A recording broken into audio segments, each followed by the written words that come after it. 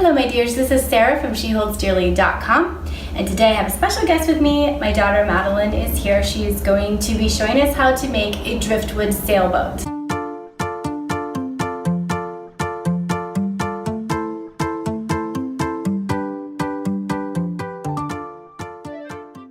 So this is what we're going to make, and here are the supplies.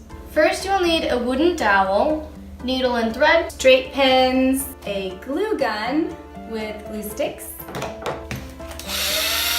a drill, a screw eye, a block of wood to protect your kitchen table if that's what you're working on while you're drilling, fabric scissors, a way to cut your dowel, so we're going to use pruning shears, and a piece of driftwood, which we actually got from our grandparents' beach house. And last but not least, a vintage handkerchief.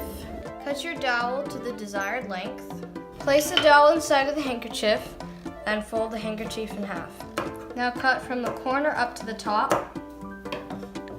Pull your dowel out, fold it over carefully. Add the straight pins along the hem and begin to sew. So once you're done stitching on the edge, you're going to slide your dowel in and sew as close as possible to it. Pinch it tight and then stitch one stitch at a time. Decide where you want to put the hole and then make sure to drill it off to the side and then glue it in. And take your screw eye and place it at the tip of the sail. And stitch the tip of your sail to your screw eye. And then you're done.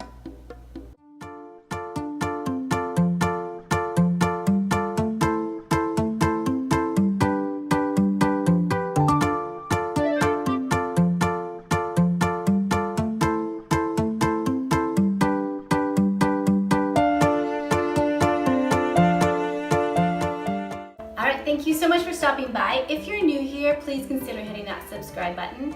I do post regularly and I share my professional design advice and our vintage home life. All right, take care and I will talk to you soon. Bye!